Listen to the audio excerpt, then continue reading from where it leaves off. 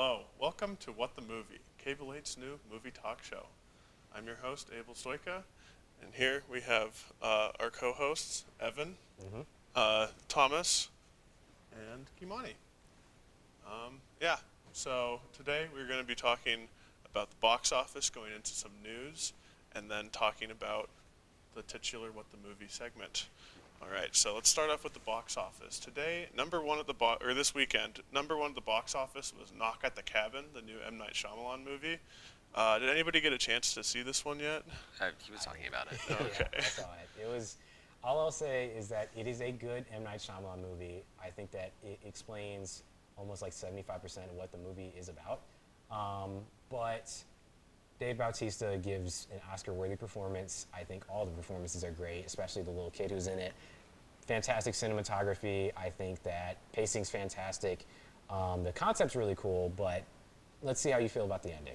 I don't want to say nothing. It's an M. Night Shyamalan movie, so there's a twist. So that's pretty cool. I feel like he kind of always feels like he has to put in a giant twist ending, even if it doesn't really fit. It rarely does. It rarely does. I mean, he's named.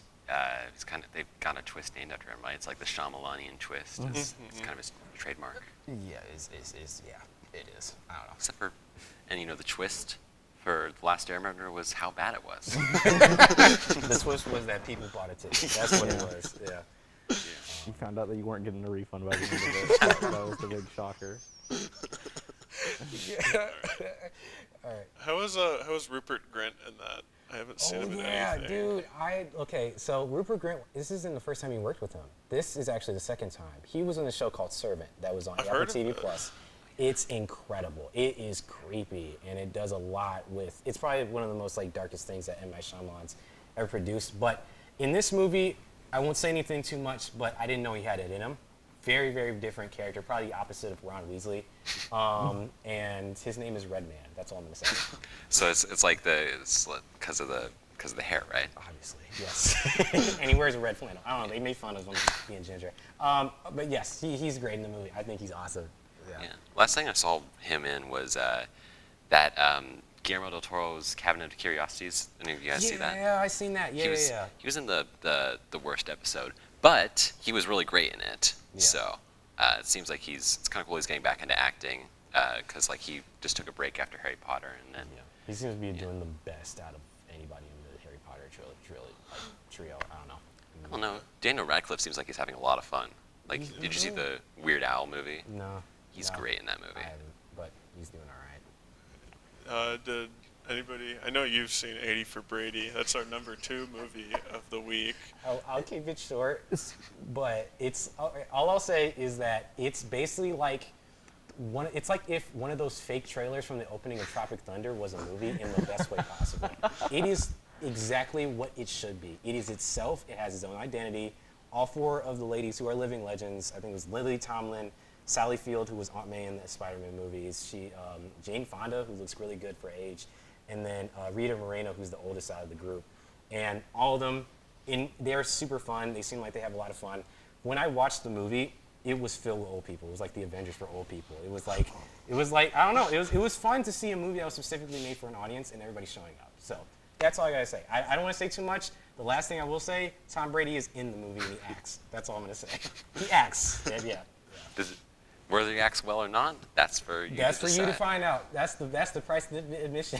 That's the twist. That's the what if. All right. Yeah. For supporting male actor goes to Tom Brady for 80 for Brady. Yeah.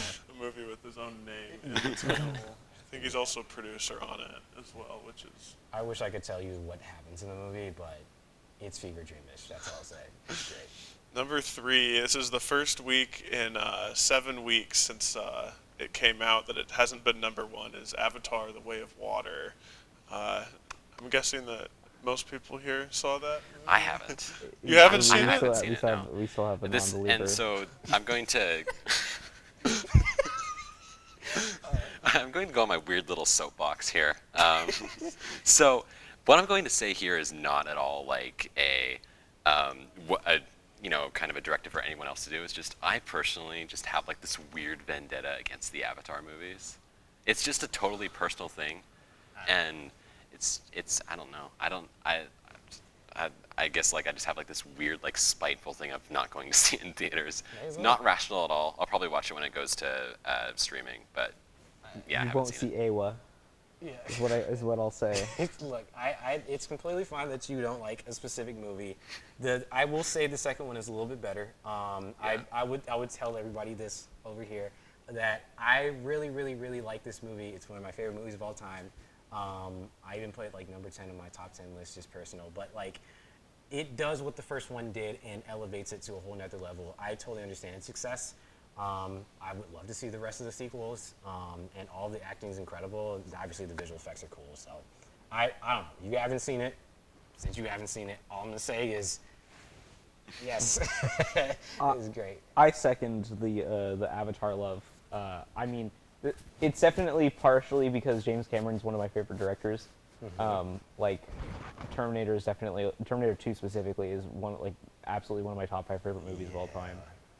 And Cameron's like knack for like military technology and like that aesthetic and the clashing of that aesthetic with the all of the Pandoran like Na'vi stuff was super cool. And I don't know. I think it's just a really strong like piece of art like on its own. Yeah. Also, the Avatar Oakleys, the Na'vi Oakleys, was one of the funniest things I've ever seen in a movie, like ever, like period. True Pandoran patriot. Yeah, it was fact checked by a true Pandoran patriot. This podcast was fact checked.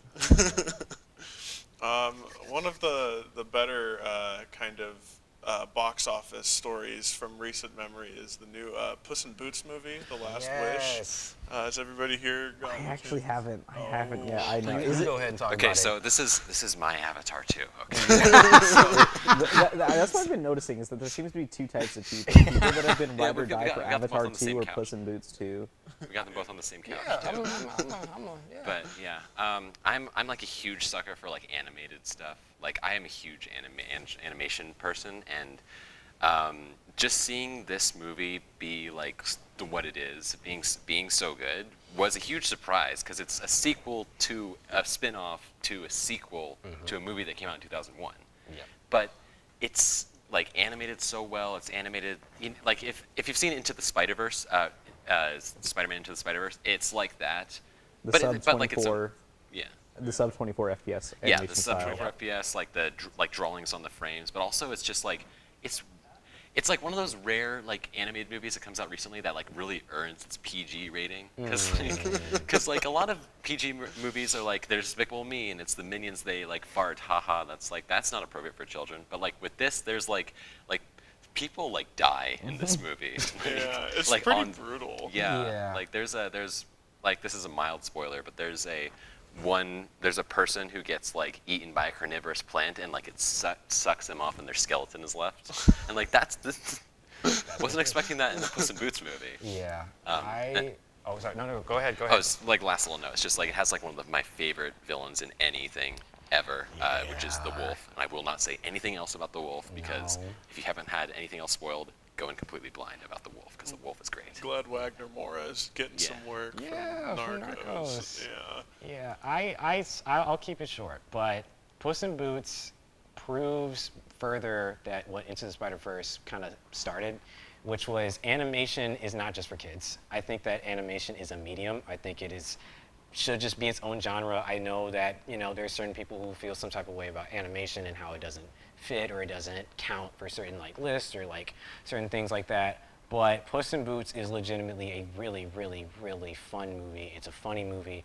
It has a fantastic message about death and about vitality. And I really love all the performances. The animation is worth your ticket alone. I won't say too much about it, but the opening sequence is incredible. That's all I'll say. It's also free, also available and free on YouTube, just the first 10 minutes. So if you are still not convinced, just watch that and then go buy a ticket to it. I'm a little when I watched the movie for the first time, I was like a little caught off guard on how well because it's in a universe where every character is from like a pre-existing fairy tale and it's able to weave those characters into creating its own kind of story with like a moral that holds its own against like all these fairy tales that have held up for so long, which I thought was one of the best parts about it. Most of which don't have like real morals at all, if you really think about it. Like Dumpty. Yeah, like most Don't fall. most European fairy tales are nonsense, brother. Go see the doctor, Right. not the king's man. Yeah. Like, All right. What is next? All right. is it Megan? We can talk Mithrigan, about yeah. Mithrigan. Mithrigan? Yes. Did you get to see it? I have not seen Mithrigan. I've I seen told it. you I haven't been to a theater in a minute. It's Oh, that's unfortunate. Yeah, no, Mithrigan is, I need to get out. yeah. I have need to it support on, my girl. I have it like on video demand, but I haven't watched it yet. So I, however, have gone to see it, and it was one of the most surreal things I've ever seen in my life. Look, it is like a Child's Play movie, but it's like what that reboot tried to do, but a lot better, and the dance scene is not in there for that long. I'm sorry. Unfortunate. But don't go see it then. no, I'm just saying that what they do, there's a very, very, very, very good message in this movie. I don't want to say what it is because it's actually the foundation of what the movie is about. But the woman who was from Get Out, I believe, plays one of the characters in the movie. Williams, Allison yeah. Williams, she's great in it, and then the kind of surrogate daughter in the movie is incredible in it. She was in The Haunting of Hill House. Megan, what I love about the movie the most, honestly, is how uncanny she looks. She's supposed to look kind of humanoid, but not really. There's kind of like this off thing about her face. They play up the uncanniness for the entertainment. And there's a scene where she sings a lullaby, but it's not a lullaby song. It's a song that came out in like, now that's what I call music. That's all I'm gonna say. It's very weird. It's a It plays up the jukebox TikTok, musical? Instagram stuff in the most authentic way possible. So, yeah, it was fun. It was a lot of It's fun. very odd for a movie like Mithrigan to get like such a high, like strong box office presence, because if you look at it, it's a $12 million budgeted movie. It's a horror movie coming out in January, and it's almost made, I think it's at $87 million just domestically, which is It's like, been a minute since we've seen one of those. Like, Yeah. because is it a Blumhouse joint? Yeah. It's Yes, one it of is. those. Yeah, Mhm. it gave me that vibe. It Yes. has the Blumhouse aura when you look at it. Were there only like 2 locations for most of the movie? Yeah, exactly. It has that filter over it. It Yeah. just it looks like one. The budget for this movie was $2 and a bag of chips. Yeah. all right, that's basically the top 10 of the box office. Those are some of the highlights. Coming up, we're going to talk about the AMC news that they released a few days ago. They're going to be charging their tickets for movies like airlines, where if you want a better seat, you have to pay more. What do they? I haven't looked at this. What do they consider better and worse seats? It's Is it, just like a blob in the middle of the theater It's the towards the middle back, seats. Yeah. kind of. oh, is it like a radial thing, or is it like just like a line that's like? It's like a square Oh. seats, Yeah. and then the front row is $1 off, Yeah. like the very front. It's weird. The thing about that is that like not all theaters sell tickets by like specific things. Like it's a lot of theaters, they just sell like, oh, we have a certain amount of tickets general here, admission. and there's a certain amount of seats. So That's how the Pullman Theater yeah, does yeah, it. it's like yeah. the Pullman Theater. So I feel like it's kind of like a thing of, I don't know, I guess. Like I mean, whatever makes you happy, AMC, sure. If the tickets at the center didn't get more expensive, but just the tickets around got less, then which I haven't like looked into the specifics of it. I just knew that this thing was happening. That's like, I guess, acceptable because it's not like increasing the overall price for like the average theater experience, and if you want, you have a cheaper option. But also like, $1 off is kind of an insult. No, like, But what am I Keymani, gonna do with this extra dollar? How else would they AMC? make money? Yeah. My whole thing about it is, what I think is so funny is that the back seats aren't the ones that are. They're not the ones that are most expensive, because everybody goes to the back seats because Yeah. that's where you get to see the full screen. That's where you can talk. Put your phone out. The only person who's seeing the phone is the wall. But my thing about it is, a lot of people love doing the middle seats. I don't know why. I'm sure there's a reason for that, but I think that AMC, they were going bankrupt for a couple of years now because of COVID. And for some reason, the first movie they tried doing this with is Magic Mike. So I don't know, but it's really weird. I forgot that was coming out. Oh yeah. Wait, is that coming out? Is it the this second week? one or the It's third the one? last one. The It's the last third dance. one. That's what I thought. The Magic Mike's Last Dance. Okay. The- I've heard good things about the second one, which like, XXL, which is the funniest name ever. yeah, I'm a big fan of the like Ocean's movies and Steven Steven Soderbergh. Yeah. He's done like I've seen him do a couple other things like Contagion. I thought was really well done, Yeah. and Logan Lucky. yeah, Logan Lucky. That was great. Yeah, I watched that when I was going through my period of my life where I watched like 6 movies a day. I kind of remember those times fondly, kind of don't. It's just I watched so many movies that I couldn't keep track of them, and that's one of the ones that got kind of lost in the shuffle. So I barely remember anything about it besides Yeah. Daniel Craig doing another goofy accent. Yes. As he need to likes tell doing. me that, that I was in. This distinguished Southern gentleman. Dude, freaking. There's a hole like at one. the center of this donut. Yeah. It's a donut hole or something like that. I don't know. Yeah. Nonsense. Absolute nonsense. Like, Netflix has their own new scheme on how to make money, and then immediately rolled it back a day later.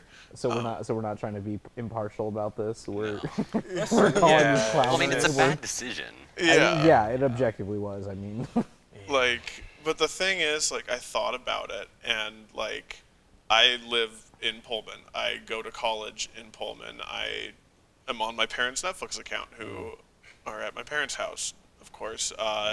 And like, if this change were implemented, they wouldn't like I wouldn't start paying for it, but they would just keep making the same amount of money. So it kind of makes sense. Just people got annoyed about it. Yeah, because like I imagine if the response was that quick, if the response was that quick for Netflix to just roll it back, I imagine like thousands of people canceled their subscriptions even then, because like people have already been like there's been a lot of talk about like, oh, this was the last straw for Netflix. I was gonna cancel my account anyways, and like some of that is talk, but like a lot of it is real, you know, because like if Netflix just keeps making these like incredibly consumer unfriendly decisions, they're going to lose the little base that they have at this point. Because like, well, they don't have a little base, but like in comparison to other streaming services, they're starting to like lose their edge quite a lot. they're a medium fish in a small pond. Yeah. Yeah. I feel like my whole thing about it is that Netflix is like the Walmart bargain bin of streaming services. Like when you reach down to the bottom, you get the most interesting stuff. But the thing about the whole like Netflix model that they're trying to do with it is that I just feel like they're shutting out specific people. I don't want to say college people because I don't want to like generalize it, but I just feel like a lot of this is just made out of money and not out of any thought. I feel like since they have so much stuff, they're kind of losing money, and so when they make these very haphazard decisions, it never goes well.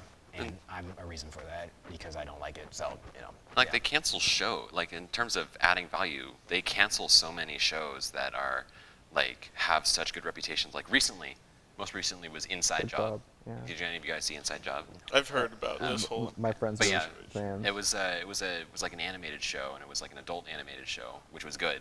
Which they give like 4 seasons to like Paradise PD, but then they cancel Inside Job after 1 season. Like 2 seasons, but yeah. Well, I mean that's the thing though. It was 1 season, but it was split in 2 because they only ordered 1. Oh. So that's odd. I think that this decision, if they were to go through with it, is just gonna provide like more fuel to the fire that is every like streaming service's worst nightmare, which is churn, where people just subscribe for a month, watch the show that they want to watch when it comes out, and then stop. Because for me, if I had to pay for my own Netflix, I would buy it for a month and watch the new season of Stranger Things, and then turn it off because all I really cared about was that and like Ozark, which is over now, and I believe in a little conspiracy theory that Netflix canceled it by just saying it's going to be over after 4 seasons. That's a phenomenal show, by the way. You should watch it if you haven't. We are running low on time, so we are going to skip to the last segment of the day, which is What the Movie. Hey. Name of the show. Titular. It's the name of the show. It's the name of the show. Roll credits, as CinemaSins would say. We have a bunch of movies here. We're still adding to the list. It's not complete, but right now we have a pool of movies, and we're going to select one every week, and then we're all going to watch it during the next week before the next episode, and then we'll come back and talk about it. It'll be just like we're your friends, and we're all watching a movie together. It's like book club. It's a book club. Yeah, it is basically a book club. We are your friends personally. We know all of you. Establish a parasocial relationship.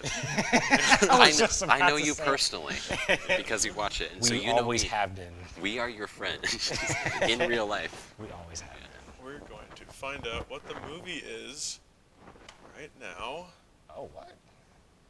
The movie we have selected is Battle Los Angeles. No. From Evan's list. For real? No. It's been so long I haven't since seen I've that. seen that movie. I haven't seen it, so that's why I put it on. You put it. Oh I've my, never heard of it. Oh no. Yeah. No. So here we go. We're gonna have an entertaining one. That's a- I'll that sounds- I'll be our Delta Squad operator leader here through this mission because I've seen this movie before. Yeah. Don't say nothing. I just looked it up. Just going purely off the title. It sounds like a really bad zombie movie. It's a very bad alien invasion movie. So I was kind of right. It's like a war on terror alien invasion movie. yeah. It was like a post 9/11 movie. It was a post Cloverfield movie. That's what it Yeah. was. Yeah. I was trying to copy. Yeah, I think. baby. We're getting into that territory. I didn't realize. Evan put this on here. I did. Look, I like deep cuts, man. I like when movies that nobody's heard except for this dude when he was a little kid watching trailers. So yeah. Well, you found one. You found one. Fun fact about this movie is that I bought it for $2 on Blu-ray when I was about 14, and then cooked it into a soup with my friends. You didn't eat it, did you? No, but we cooked it. We called it. You The cooked Battle the of Los Blu-ray? Angeles. Yes, we threw the disc into a vat of just a bunch of random assortments of stuff, and then we made Battle Los Angeles soup, and then didn't eat it. Awesome. I can elaborate more next week. I'm down to hear the rest of that story. I think I am kind of dreading watching this movie, but I will do it. we should watch it together. It's just maybe. like You had to buy it for $2. That means nobody wanted it. I boiled it in water. I can't watch it anymore. It's like when Blu-ray you for watch $2 it, too. just the ghost of the DVD that you boiled just comes back to you as Abel. you boiled me. Yeah. Now I'm gonna make you watch me, and I'll be terrible. Like the DVD player starts haunted, like just like starts pulling in and out like the discs and stuff like that. Dude, the fact you made soup, that's nuts. Just the characters all just turn towards you and start walking towards you like Samora in the rain. Not the battle Los Angeles needle drop. No, honey. Okay. This is gonna be a good episode. All right. I Well, picked it. everybody here, we're gonna watch Battle Los Angeles this week. You should too, and then we can talk about it together. It definitely won't be a waste of 2 hours. All right. We'll catch you guys next week for another episode of What the Movie. Yeah.